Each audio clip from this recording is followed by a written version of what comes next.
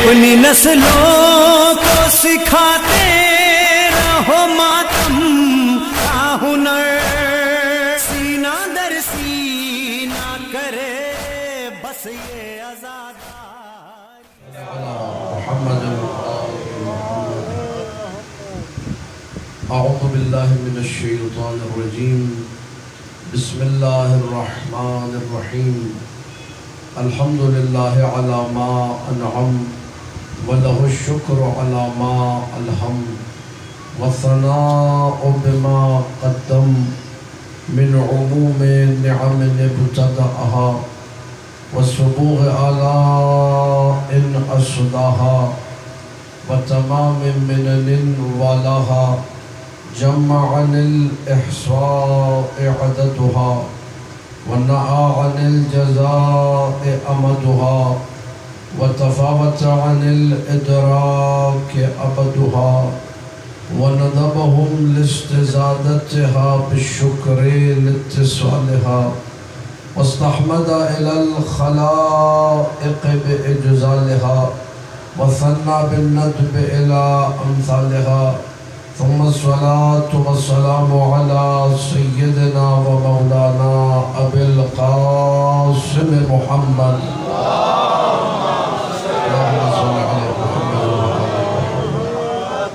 وآله الطيبين الطاهرين المعصومين المظلومين المنتجبين الأخيار واللعنة الدائمة على أعدائهم الأشرار أما بعد فقال الله تبارك وتعالى في كتابه المبين بسم الله الرحمن الرحيم لقد جاءكم رسول من أنفسكم عزيز عليه ما عنتم حريص عليكم بالمؤمنين رؤوف رحيم صلوات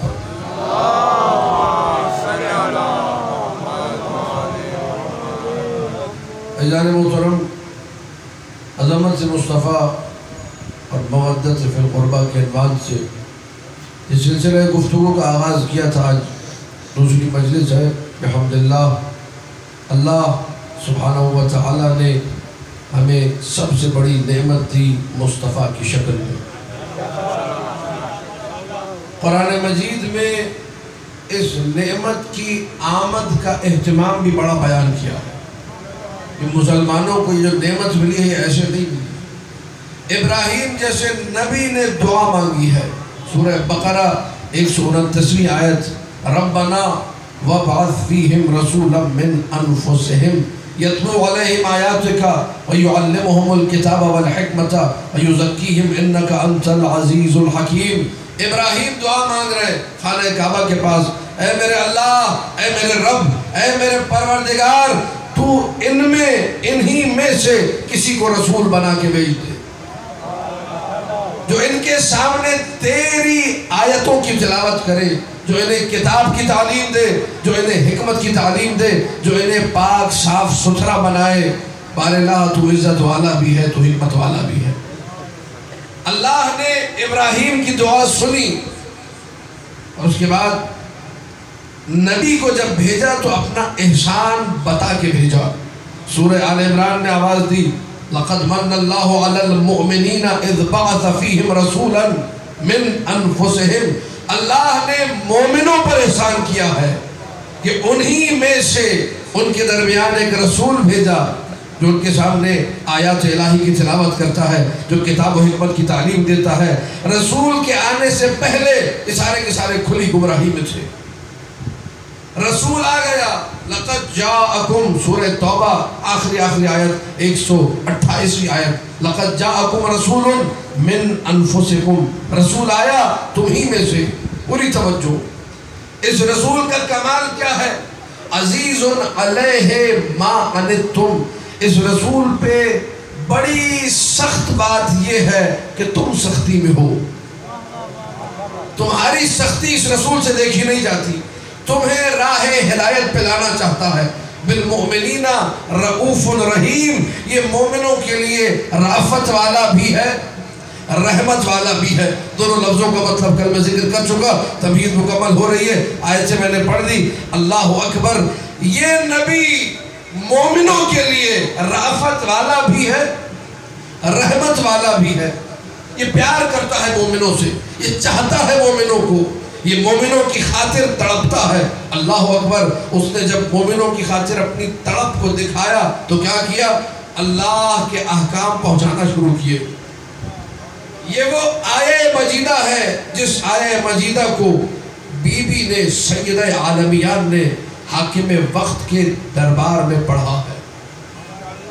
جو خطبہ فدقیہ سننے والے اور پڑھنے والے ہیں وہ جانتے ہیں کہ جب بی بی نے اپنے بابا کا تذکرہ کیا تو یہ آیت پڑھی، لَقَدْ جَاءَكُمْ رَسُولٌ مِّنْ أَنفُسِكُمْ، تمہیں میں سے تمہارے درمیان ایک رسول آیا، عزیز علیہ ما عنتم حریص علیکم بالمؤمنین رؤوف رحیم.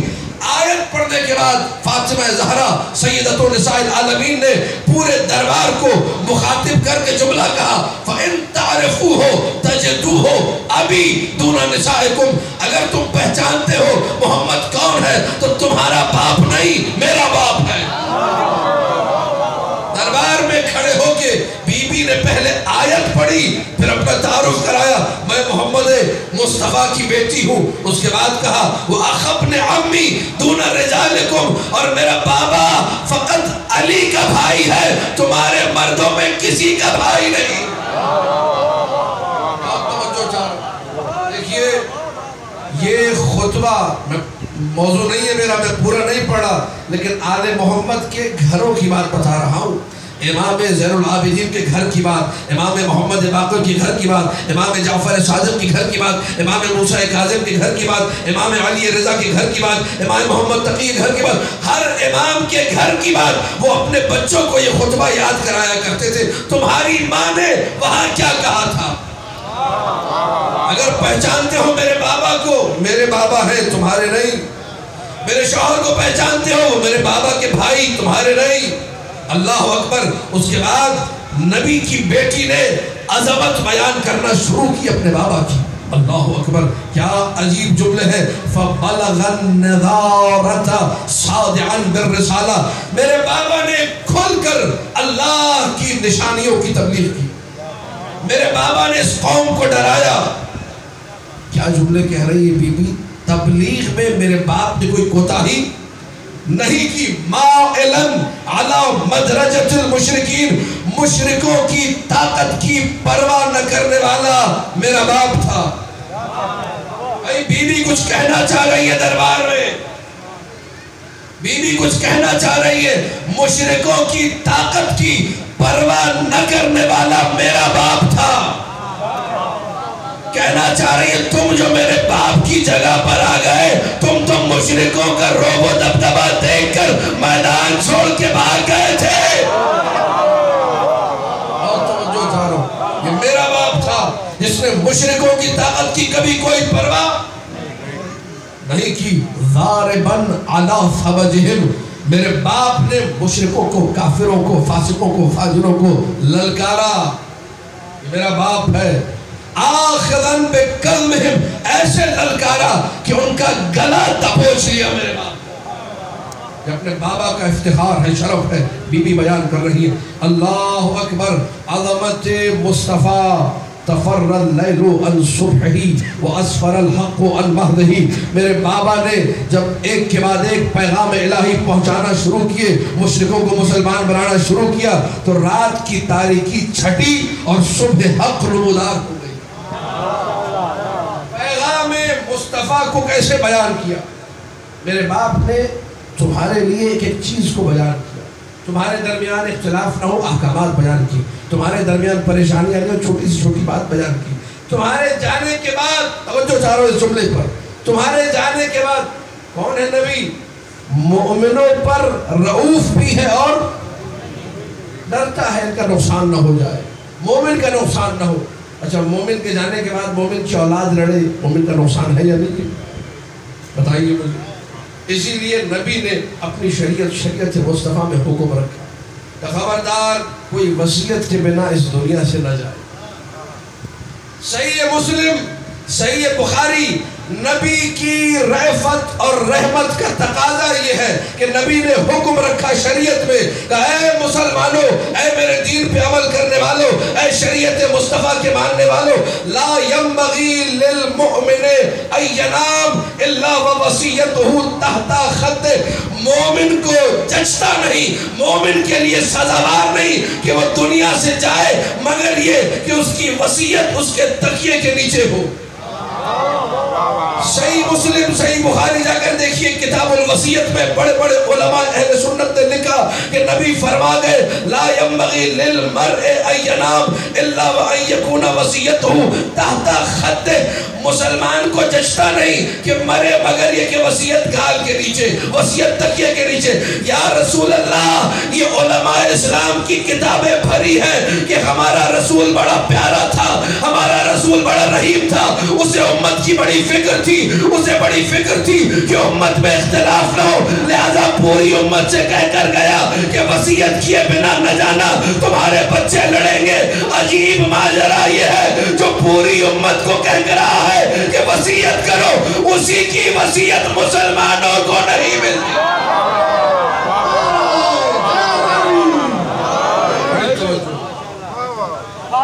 جو ساری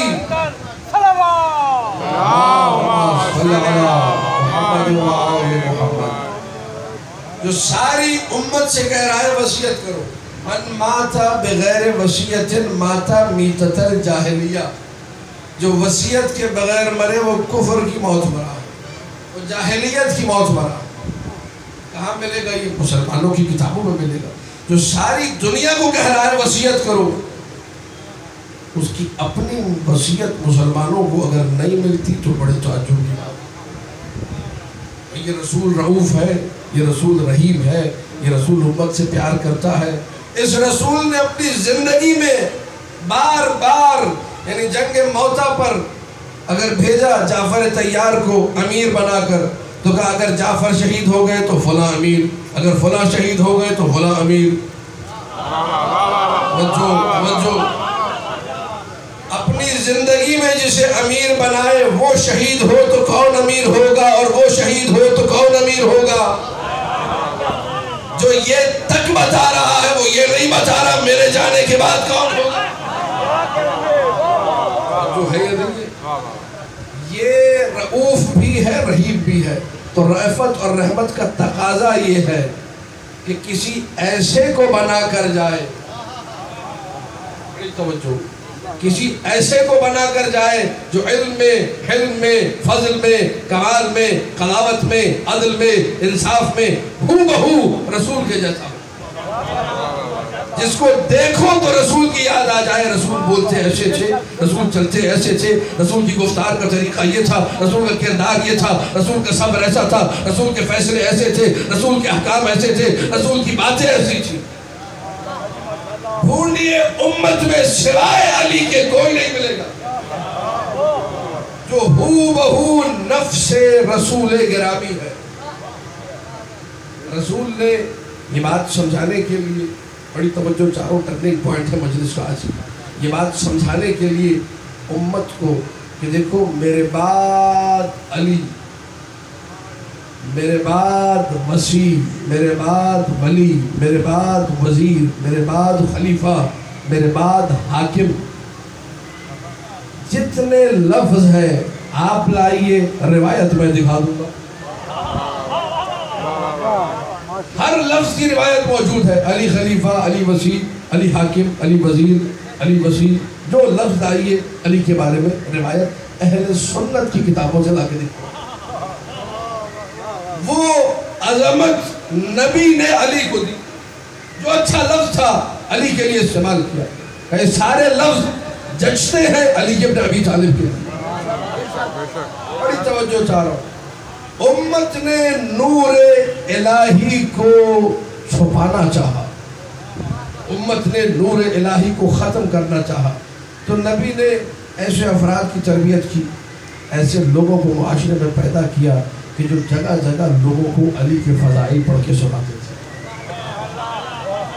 دیکھیے میرا موضوع ہے عظمت مصطفیٰ اور مودت فی القربہ۔ جملہ موضوع کو سمیٹتے ہوئے جملہ آپ کی سماعتوں کی نظر کر رہا ہوں. عظمت مصطفیٰ یہ ہے کہ اس نے امت کو مودت فی القربہ کا حکم دیا. یہ مصطفیٰ کی عظمت ہے کہ مودت فی القربہ کا حکم امت کو دیا. عظمت مصطفیٰ. اللہ اکبر. کیسے حکم دیا؟ ایک ابو ذر مدینہ میں رکھا. تھوڑا سا سن لیجئے ابو ذر کون تھے، کہاں سے آئے اور کیا بن گئے، تبھی تو سمجھ میں آئے گی نا عظمت مصطفیٰ. ابو ذر بنو غفار ایک قبیلہ ہے، مکہ سے تھوڑے فاصلے پر، ایک منزل کا فاصلہ، کچھ کلومیٹر کا فاصلہ، مکہ سے تھوڑی دور ایک قبیلہ ہے بنو غفار، ایک علاقے میں رہتا ہے. ابو ذر بھیڑ بکریاں مویشی جانور رکھتے ہیں، مالدار آدمی ہے. ابو ذر پیسے والا ہے، اپنی بھیڑ بکریاں چراتے ہیں. ایک بت کی پوجا کرتے ہیں جس بت کا نام ہے منات. میرے ساتھ ساتھ چلیے گا، یہ باتیں پہنچیں گی تو اگلی باتیں سمجھ میں آئیں گی. ایک دن دو روایتیں ہیں ابو ذر کے اسلام کے بارے میں، یہ ذہن میں رکھیے گا. اسلام لانے والے جو ٹاپ 10 ہیں، 10 ابتدائی افراد، اس میں چوتھا یا پانچواں نام ابو ذر کا ہے، بالکل شروع کے لوگوں. یہ علماء اہل سنت کی کتابوں میں لکھا ہے کہ ایک دن ابو ذر نے اپنے بت منات کے سامنے دودھ رکھا اور دور بیٹھ کے دیکھنے لگے ہوتا کیا ہے. ایک لومڑی آئی، اس نے دودھ پیا اور وہاں گند مچا کے بت کے سامنے چلی گئی. ابو ذر نے شعر پڑھے. شعر کا مفہوم یہ ہے کہ وہ کیسے رب ہو سکتا ہے اس کا دودھ کوئی اور پی جائے.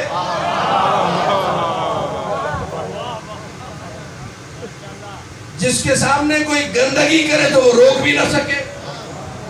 میں اس رب کو نہیں مانتا. چلے ایک روایت حنفاء میں شامل ہو گئے، وہ لوگ جو دین ابراہیمی پہ قائم تھے، وہ لوگ جو پہلے سے حنیف تھے، ان کی فہرست میں شامل ہو گئے، یعنی رسول کے اعلان سے پہلے مسلمان. ایک روایت.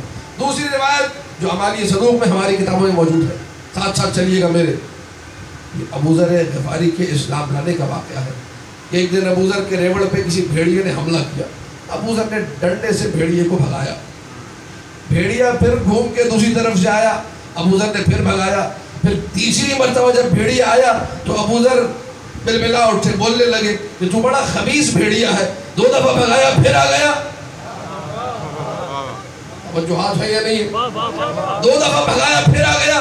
بھیڑیا عربی، فصیح عربی میں بولا، اے ابو ذر مجھ سے زیادہ خبیث مکہ کے وہ مشرک ہے جنہیں محمد مصطفیٰ رب کی آیتیں پڑھ کے سناتا ہے لیکن وہ سننے کو تیار نہیں. بڑی توجہ، بڑی دلچسپ گفتگو. ابو ذر نے جملہ سنا بھیڑیے سے، اللہ اکبر، غلے کو چھوڑا، مال مویشی کو چھوڑا، پہنچ گئے مکہ. اشہد ان لا الہ الا اللہ، اشہد ان محمد رسول اللہ. بڑی توجہ.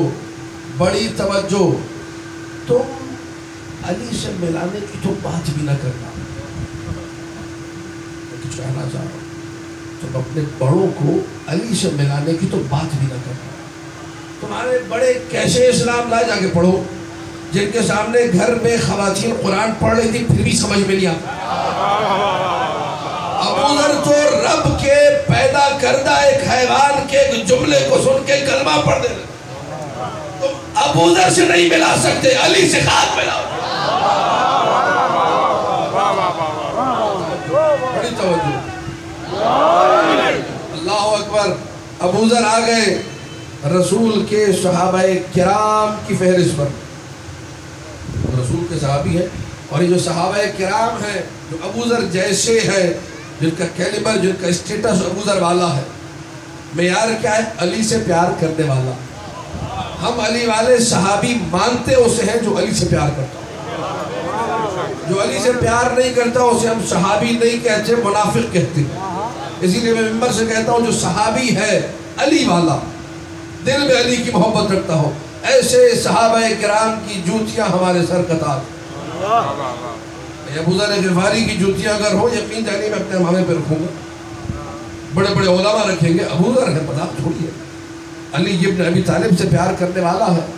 اب توجہ چاہ، ابو ذر تھے منات کی پوجا کرنے والے. پورا مجمع متوجہ ہو جائے جملوں پر. کس کی پوجا کرنے والے؟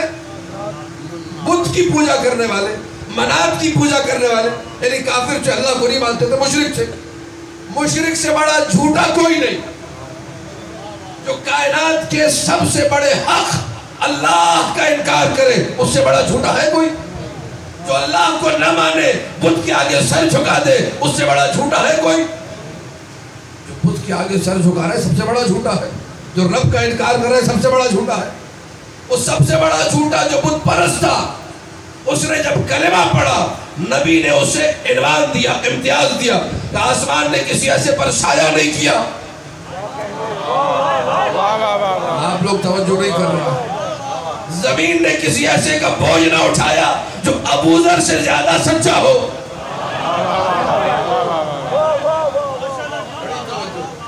بڑی توجہ چاہ رہا ہوں, بڑی توجہ. میں ایک پیغام آپ کی خدمت میں آج کی مجلس میں اگر پہنچا گیا تو گفتگو مکمل ہو جائے گی. ابو ذر بت پرست مسلمان ہوا, کلمہ توحید, کلمہ رسالت پڑھا. نبی نے عزت دی ابو ذر کو, نبی نے پیار دیا ابو ذر کو. رؤوف بھی ہے, رحیم بھی ہے.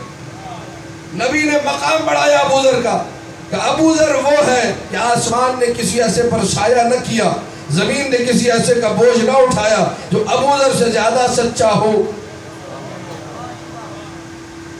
کیا سلمان سچے نہیں تھے؟ کیا عمار سچے نہیں تھے؟ کیا مقداد سچے نہیں تھے؟ کیا قمر و میثم سچے نہیں تھے؟ تو یہ جملہ خالی ابو ذر کے بارے میں کیوں آیا؟ بیٹھے تو سوچ رہے اس پہ ذرا. ابو ذر غفاری کو یہ عنوان کیوں ملا؟ تاکہ عظمت سے مصطفیٰ سمجھ میں آئے. مصطفیٰ نے اس امت کو دستور کیا دیا, مصطفیٰ نے زندگی گزارنے کا سلیقہ کیا دیا. ہماری کتابوں میں روایت موجود ہے, معانی الاخبار میں موجود ہے, بحار الانوار میں موجود ہے, علل الشرائع میں موجود ہے. 3 کتابوں کے حوالے سے روایت پڑھ رہا ہوں کہ ابو ذر کو یہ عنوان ملا کیوں. کون سا عنوان؟ کہ ابو ذر سے زیادہ سچا, آسمان نے کسی ایسے پر سایہ نہ کیا, زمین نے کسی ایسے کا بوجھ نہ اٹھایا جو ابو ذر سے زیادہ. شیخ صدوق علیہ الرحمہ نے روایت نقل کی, کتاب معانی الاخبار میں موجود ہے. وجہ یہ ہوئی, اللہ اکبر, اور یہ میں آگے پڑھوں گا, کہ صرف نبوت نے ابو ذر کو یہ سند نہیں دی, امامت نے بھی دی ہے. توجہ, بڑی توجہ. ابھی آگے آ جائے گی بات انشاءاللہ, آج ہی کی مجلس میں آ جائے گی. اللہ اکبر. ابو ذر اس محب علی کا نام ہے جس نے علی کی محبت میں بڑی سختیاں جھیلی ہیں. صرف علی کی محبت میں. ابو ذر کو نکالا کیوں گیا تھا مدینہ سے؟ اس لیے کہ لوگ طواف کر رہے ہوتے تھے. یہ عبادت کر رہے ہیں نا, عمرہ ہو رہا ہے, طواف ہو رہا ہے, خانہ کعبہ ہے, مسجد الحرام ہے, لوگ طواف کر رہے ہیں, چکر لگا رہے ہیں. ابو ذر جاتے تھے سیدھا خانہ کعبہ کے پاس, خانہ کعبہ کا پردہ پکڑتے تھے. لوگوں, یہ میرے دونوں کانوں نے سنا, اگر نہ سنا تو کان بہرے ہو جائے. میری آنکھوں نے دیکھا, اگر نہ دیکھا تو آنکھیں اندھی ہو جائے. خوابے کا پردہ پکڑ کے ابو ذر کہتے تھے, سنو, میں نے رسول کو یہ کہتے ہوئے سنا بھی اور دیکھا بھی کہ علی ہے امیر.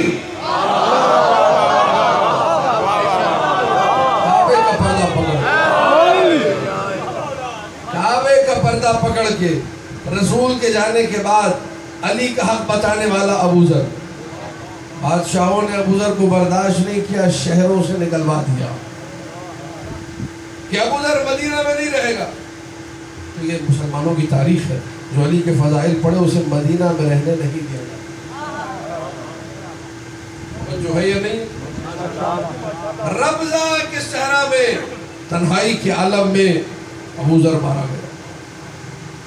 ابو ذر کا جنازہ کون پڑھائے گا؟ بیٹی سے کہا کہ دور سے قافلہ گزرے گا مسلمانوں کا, انہیں بلا کے لانا. اس میں مالک اشتر ہے, اس میں اور لوگ ہیں, وہ آئیں گے, میرا جنازہ پڑھائے. اتنی غربت میں جانے والا بھائی, کیوں؟ علی کی محبت سے. اب یہ عنوان ملا کیوں؟ آپ کی خدمت میں عرض کروں. مسجد نبوی, یہ تو خانہ کعبہ کی بات تھی, اب رسول کی زندگی کی بات ہو رہی کیونکہ رسول نے عنوان دیا نا. مسجد نبوی میں ابو ذر بیٹھے ہوئے ہیں. جتنے مولا کے موالی ہیں بیدار ہو جائیں. گفتگو بڑی ثقیل گفتگو اور بھاری گفتگو آ رہی ہے. ذرا ہاضمے کی درستگی کے لیے صلوات پڑھ دیجیے.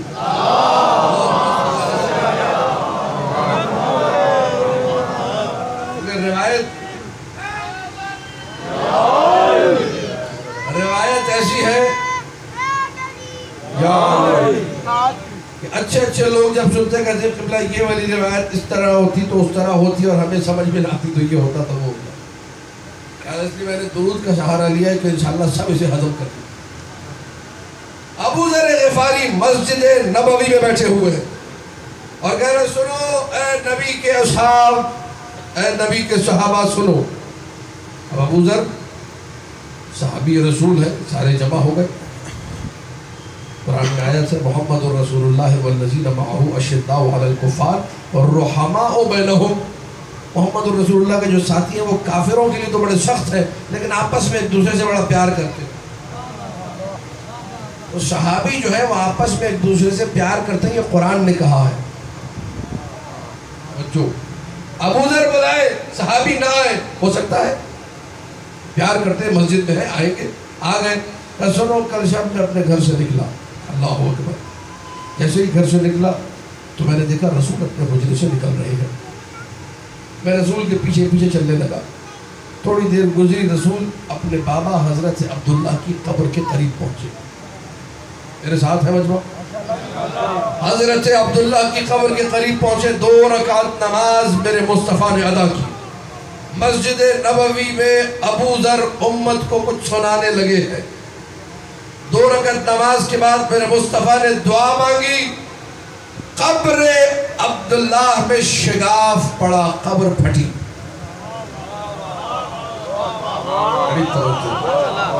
قبر دھیرے دھیرے الگ ہوئی, 2 حصوں میں بٹی. حضرت عبداللہ باہر آئے. بڑی توجہ, عالم اسلام کے لیے پیغام.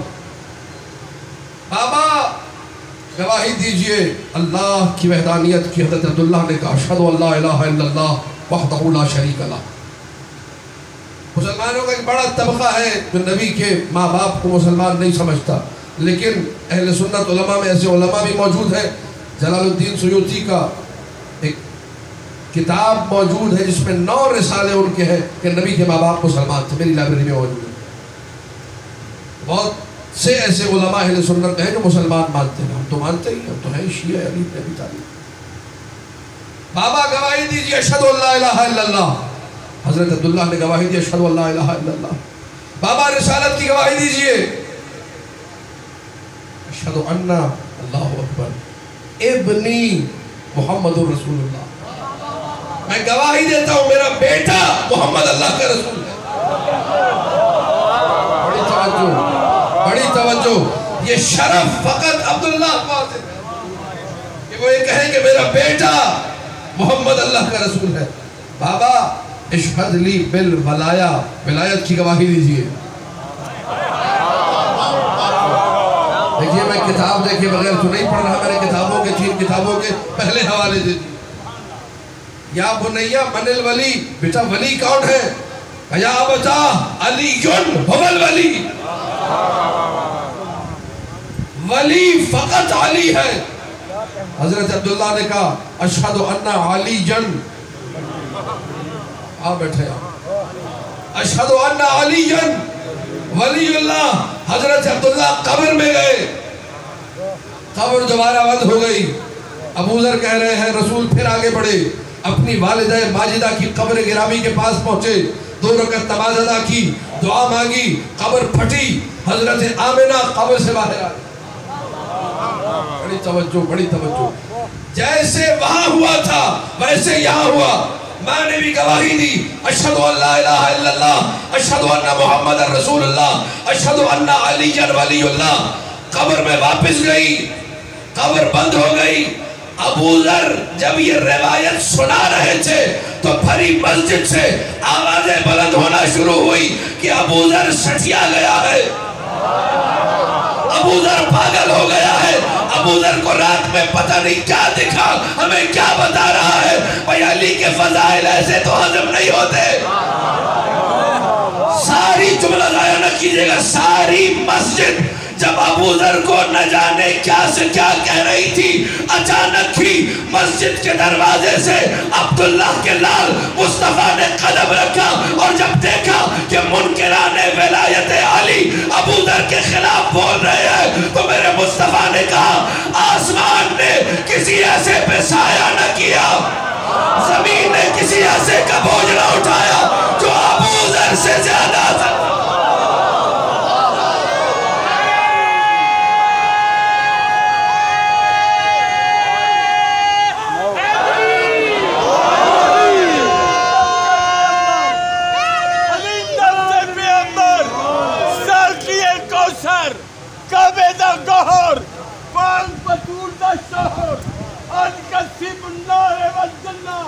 مالک الملک والحمد، نقطہ بائے بسم اللہ، زبان کے ساتھ دل بولا علی مولا، علی مولا، علی مولا،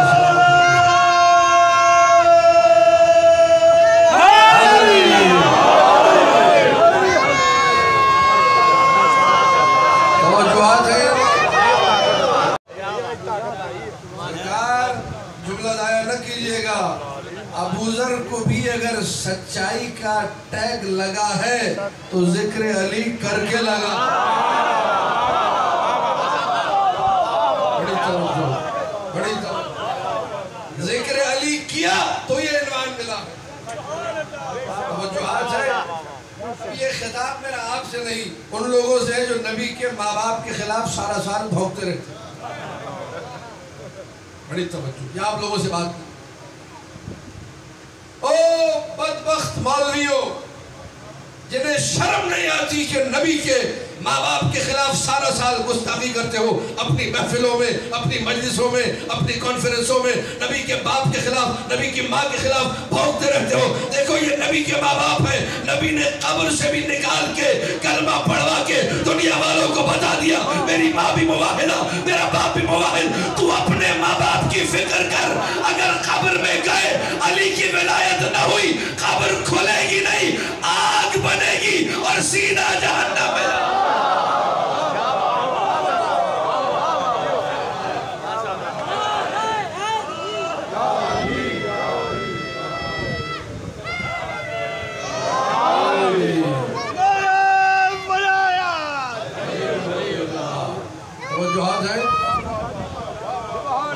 محفوظ رکھے، سلامت رکھے۔ نبی نے سند دی، سند کب دی؟ جب امت پاگل کہہ رہی تھی۔ جملہ ضائع کر دیا، امت کہہ رہی تھی ابو ذر سٹھیا گیا، ابو ذر پاگل ہو گیا۔ نبی نے آ کر مسجد میں کہا آسمان نے کسی ایسے پہ سایہ نہ کیا، زمین نے کسی ایسے کا بوجھ نہ اٹھایا جو ابو ذر سے زیادہ۔ یہ نبوت کی سند تھی ابو ذر کو۔ امامت نے سند تب دی جب بادشاہ وقت کے دربار میں ابو ذر نے اپنی لاٹھی اٹھا کر کہا یو ظالم بادشاہ، تو جو بیت المال پہ ڈاکہ ڈال رہا ہے، یہ جو کرپشن کر رہا ہے، یہ جو اقربا پروری کر رہا ہے، یہ مسلمانوں کے مال پہ جو ڈاکہ ڈال رہا ہے، یہ حدیث رسول کے خلاف ہے۔ رسول نے کہا تھا یہ درہم و دینار سمیٹنے والے وقت کے فرعون جہنم میں جا کر مریں گے۔ تو کہنے لگا کہاں ایسی حدیث، کہاں ایسی بات، لے کر آؤ کسی کو۔ لایا گیا علی ابن ابی طالب کو کہ ابو ذر بادشاہ وقت کے خلاف دربار میں لاٹھی اٹھائے کھڑا ہے کہ بیت المال پہ ڈاکہ نہ ڈال۔ ابو ذر نے کہا ہے، علی دربار میں داخل ہوئے، ابو ذر کو دیکھا، کہا کس نے کہا؟ کہا ابو ذر نے کہا۔ آگے علی نے یہ نہ پوچھا کہ سامنے والا کیا کہہ رہا ہے، فوراً علی نے کہا آسمان نے کسی ایسے پہ سایہ نہ کیا۔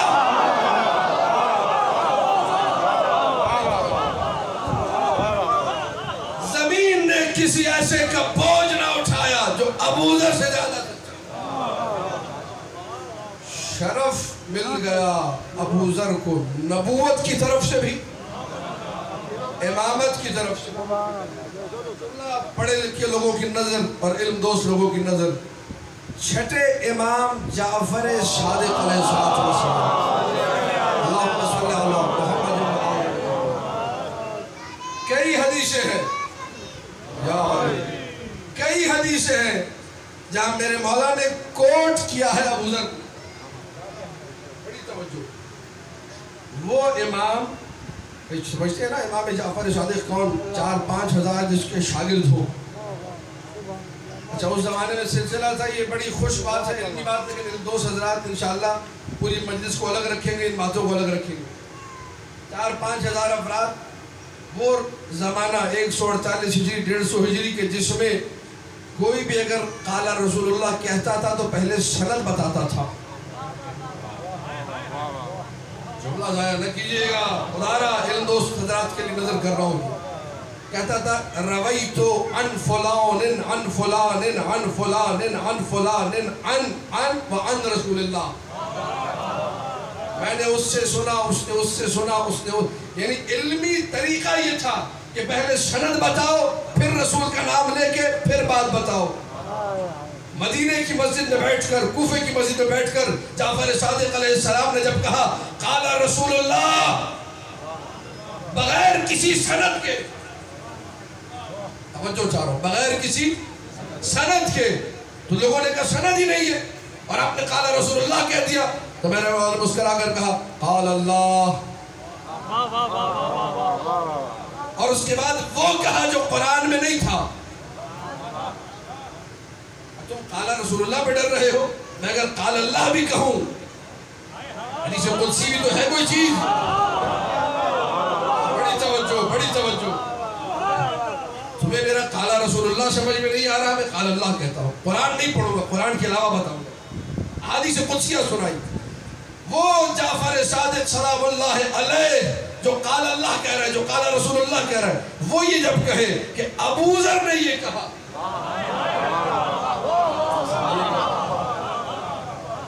سمجھئے گا ابو ذر کی عظمت کو یہ مصطفیٰ کا پروردہ ابو ذر ہے تربیت مصطفیٰ کا نتیجہ ہے یہ عظمت مصطفیٰ ہے کہ انسان ایک ابو ذر نہیں سمجھ سکتا علی و مصطفیٰ کو خاص ابو ذر کی عظمت اللہ اکبر دو جملے سنیے کل سے انشاءاللہ کوشش ہے کہ 5:45 انشاءاللہ وقت پر جو ہے مجلس کا آغاز ہو تاکہ اذان مغرب سے قبل جو ہے مجلس کو انشاءاللہ ختم کر دیا جائے ابو ذر کون ہے محب علی ابو ذر کون ہے علی کے فضائل پڑھنے والا ابو ذر صحرا میں تھے ربضہ کے صحرا میں لوگ حج وج کر کے واپس آئے ابو ذر بیچارے صحرا میں پڑے ہوئے نہ مکہ میں گھس سکتے نہ مدینہ میں پابندی لگی ہوئی ہے مکہ اور مدینہ نو گو ایریا بن چکے ہیں ابو ذر کے لیے لیکن نو گو ایریا بنانے سے ایریا تو ختم نہیں ہوتا دنیا میں اور بھی ایریاز ہیں اور علی والا جس ایریا میں ہو وہی ذکر علی کرتا ہے اور آپ لوگوں سلامت رکھیں ربضہ کے صحرا میں عمار یاسر پہنچے ابو ذر کی خدمت نے ابو ذر کچھ سناؤ مجھے ہائے ہائے بھائی اگر خدا کی قسم نہ اور آپ ہوتے صحرا میں پڑے ہوتے تو کیا سناتے کہتے مر گئے صحرا میں پڑے ہوئے کوئی پرسان حال نہیں گرمی بڑی ہوتی ہے پانی یہاں نہیں ملتا کھانا یہاں نہیں ملتا کبھی کوئی گزر جائے کچھ دے دے تو دے دے ورنہ بھوکے رہتے ہیں یہی باتیں بتاتے نا اپنی قسم پرسی کا عالم بیان کرتے اپنی مخلوق الحالیت بیان کرتے اپنی مصیبتیں اپنے مصائب سناتے عمار کو معلوم ہے کہ ابو ذر ہے ابو ذر کچھ سناؤ کہ اے عمار میں نے رسول کو یہ کہتے ہوئے سنا جو صحرا کی تنہائیوں میں سارے مصائب کے ساتھ علی نہ بھولے اسے ابو ذر کہتے ہیں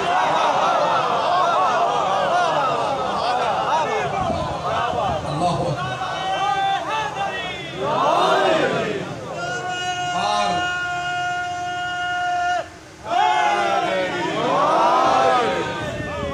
عمار میں نے اپنے پیارے نبی کو یہ کہتے ہوئے سنا لو سلک، آپ بھی سن لیجئے، ابو ذر کا پیغام ہے صحرا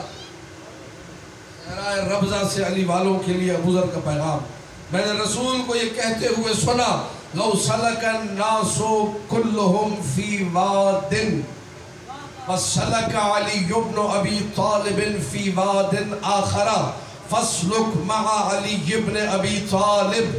اے عمار، میں نے نبی کو یہ کہتے ہوئے سنا، اگر ساری کائنات علی کو چھوڑ کر کسی ایک وادی میں چل پڑے، کائنات ایک طرف ہو اور امیر کائنات کسی دوسری وادی میں چل پڑے، تو تم کائنات چھوڑ دینا. یہ توجہ، امیر کائنات کے پیچھے چل دینا، علی کے نقش قدم کی اتباع کرنا. یہ ربضہ کے صحرا سے اعلان کیا ابو ذر نے، میں تنہا نہیں ہوں، علی میرے ساتھ. حاکم وقت میں اعلان کیا، ابو ذر کو جلاوطن کیا جائے، ابو ذر کو ربضہ ٹرانسفر کیا جائے، ابو ذر ربضہ جائے.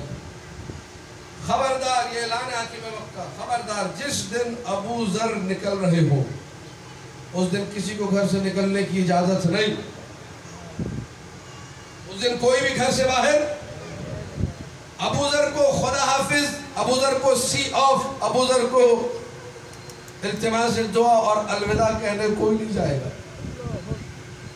ابو ذر مدینے سے نکلے اکیلے،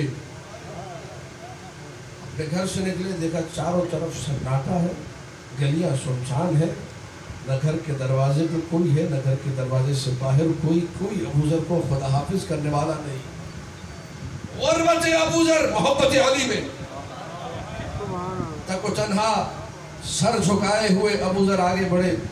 جیسے ہی مدینہ کی بارڈر سے قریب ہوئے، مضافات مدینہ جہاں سے مدینہ ختم ہو رہا تھا، تو ابو ذر نے دیکھا کچھ لوگ وہاں کھڑے.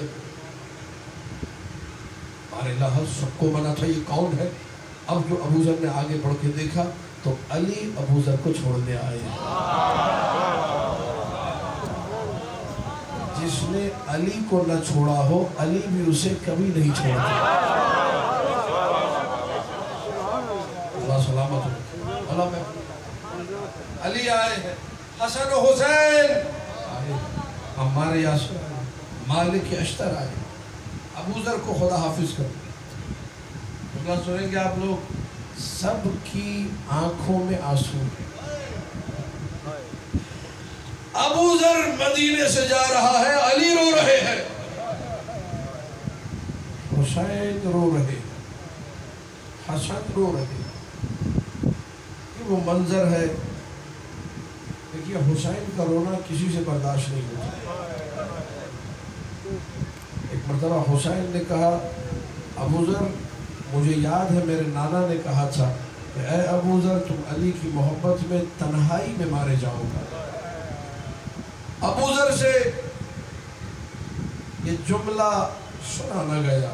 ابو ذر نے کہا مولا میں تو تنہائی میں مارا جاؤں گا، لیکن کربلا کی خاک پہ بھوکا پیاسا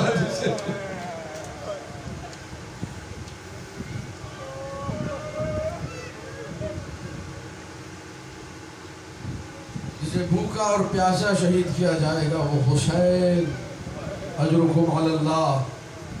ابو ذر کی روانگی پہ حسین کی مصیبت کا ذکر ہو رہا ہے، مصائب حسین پڑھے جا رہے ہیں. ایک روانگی ابو ذر کی روانگی تھی، اس میں بھی بڑا گریہ ہوا، اور ایک روانگی حسین کی روانگی تھی مدینے سے. جس روانگی پہ یہاں تو کوئی نکل نہیں سکتا تھا، لیکن اس وقت تو سب نکل سکتے تھے، پورے مدینے میں کوہرام مچا ہوا تھا. حسین نے عباس سے کہا عباس اب مدینہ رہنے کے قابل نہ رہا. عباس رخت سفر باندھو، سامان سفر باندھو، چلنے کی تیاری کرو. چند پہر میں عباس نے سامان سفر باندھنا شروع کیا، اور ادھر حسین کبھی اپنے نانا کی قبر پہ جا کے روتے، کبھی اپنی والدہ ماجدہ فاطمہ زہرا کی قبر پہ روتے. ہر ایک قبر پہ جا جا کے حسین رخصت ہو رہے ہیں. مدینے والے سب گریا کھلا ہے، سب رو رہے ہیں۔ ایک شخص ہے جو مدینہ میں تجارت کی غرض سے آیا کرتا تھا، اس کا حوال علامہ دربندی نے اپنی کتاب میں لکھا۔ وہ شخص جو تاجر تھا، جو مدینہ میں تجارت کی غرض سے آیا کرتا تھا، وہ لکھتا ہے کہ میں نے مدینے والوں کو دیکھا تھا، یہ بڑے خوش لباس لوگ تھے، اچھا لباس پہنتے تھے، سر میں چین لگا ہوتا تھا، بالوں میں داڑھی میں کنگھی ہوتی تھی، زینت کیا کرتے تھے، اچھی کنڈیشن میں رہا کرتے تھے۔ لیکن جب 28 رجب کو میں داخل ہوا ہوں تو میں نے دیکھا مدینے والوں کے گریبان چاک ہیں، سروں میں خاک ہے، ہر آنکھ میں آنسو ہے۔ میں نے کہا مدینے والوں، زندگی میں پہلی دفعہ میں تمہیں ایسا دیکھ رہا ہوں، اس سے پہلے تو کبھی ایسا نہیں دیکھا، ماجرا کیا ہے؟